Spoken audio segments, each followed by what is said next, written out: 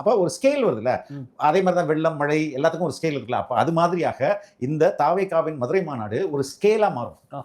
இந்த மாநாட்டை கம்பேர் பண்ணி தான் இனி வரும் மாநாடுகளை, கூட்டத்தையும், வெற்றியையும், தோல்வியையும் அது வந்து கம்பேர் பண்ற அளவுக்கு ஒரு கீ மைல்ஸ்டோன் ஈவெண்டா இருக்கும்னு நான் நினைக்கிறேன். ஸோ கம்பேரிட்டிவ்லி போன மாநாட்டை விட இந்த மாநாட்டில் அதிகமாக கூட்டம் வருங்க, பயங்கர கூட்டம் வரும். ஏன்னா இது வந்து விழுப்புரம்ன்றது ரொம்ப தூரம் மையத்தில் இருந்து. சரி. ஆனா Madurai almost centre of Tamil Nadu. ரெண்டாவது அங்கதான் நிறைய கூட்டங்கள் இருக்குது, நிறைய பேர் வருவாங்க.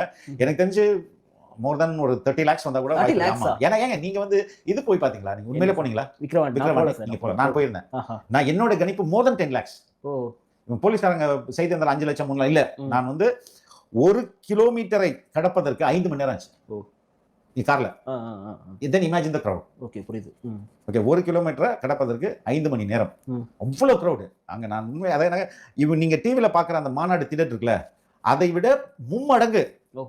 அதை கூரை போடாம சும்மா கம்பி கம்பியா கட்டி வச்சிருந்தாங்க. நான் அப்படியே இப்படி கேட்கறேன் சார். முதல் மாநாடு பெரிய ஒரு ஹைப் இருக்கும். ஒரு நடிகர் அரசியல் தொடங்கியிருக்காரு, வெகுஜன மக்கள் கூட போய் பார்ப்பாங்க. ஆனா ஏற்கனவே ஒரு விஷயம் தான் பார்த்தாச்சு, இதுக்கப்புறம் போய் பார்த்து என்ன பண்ண போறோம்? இல்ல அப்படி எடுத்துக்காத மாட்டாங்கன்னு நினைக்கிறேன். ஏன்னா அப்படிதான் கோயம்புத்தூர் தான் அவ்வளவு கூட்டம் வந்துச்சு ரோட் ஷோக்கு.